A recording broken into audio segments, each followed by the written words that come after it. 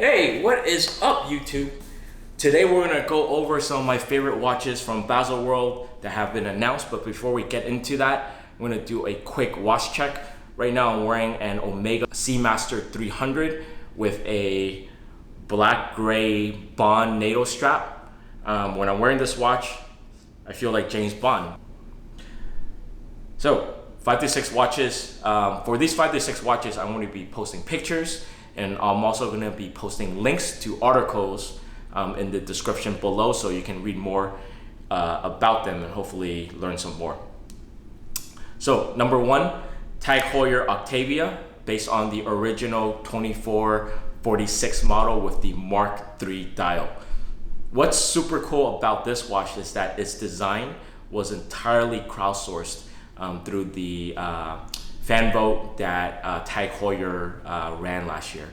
Second is the Longines Heritage 1945, which has a very interesting and personal origin story. And again, I'll be posting a link to that article from the founder of Houdinki, who you can where you can read more about the origin of the watch in his own words. Number 3 is the Seiko Diver SLA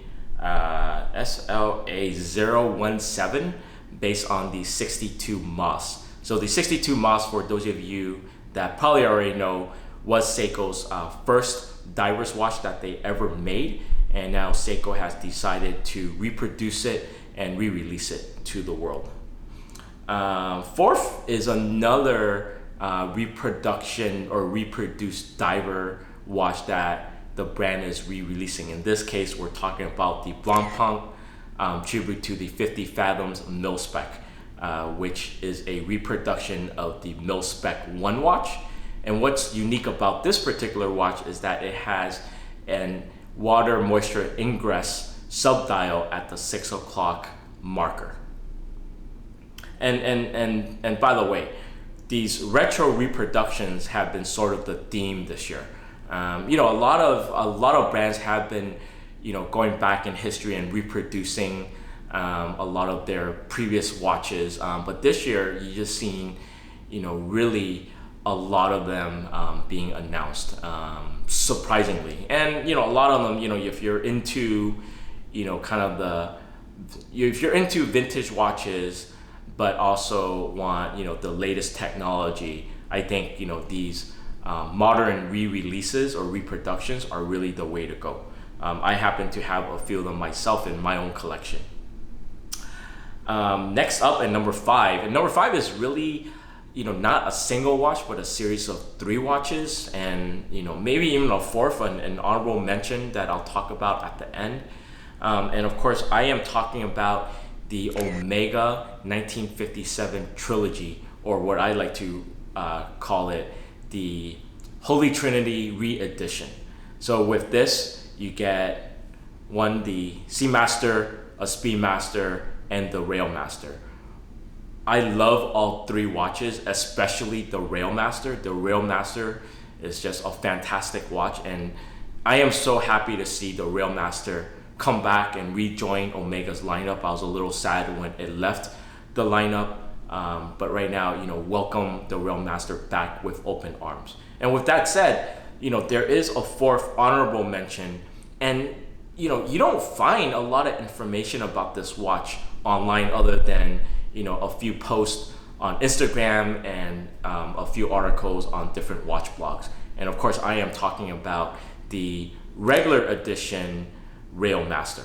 And of course, you know, the special edition, the limited 60th anniversary special edition Railmaster completely overshadows the regular edition. There's no question about that. You know, going online and reading some of the forums, you know, many people, you know, virtually everyone prefers the 60th anniversary limited edition Railmaster over the regular edition. In fact, you know, I've read a lot of hatred for the regular edition. But for me personally, it's an interesting watch. I'm not gonna say, you know, right now I don't hate it, I don't love it. The design is interesting, and I am going to reserve final judgment when I see it in the flesh or in the metal at the boutique or at my AD later on this year.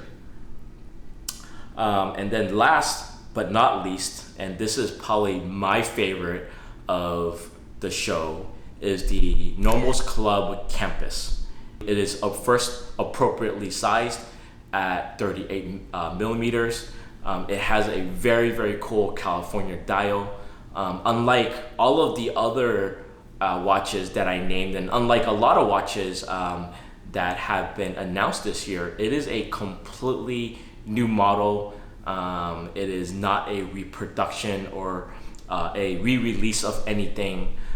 So Nomos did a fantastic job. And most of all, the pricing, my God, $1,650. 1,650 euros is the price point. You just can't get any better than that. That translates to roughly about, a little bit less than 1,800, I believe, US dollars. I haven't seen Nomos actually announce US pricing yet, but I would expect it to fall within the range of 1,650 to 1,800. But it is a true value proposition. I think it's gonna just be a top seller for Nomos, and personally something that I am interested in getting myself when it comes out later this year.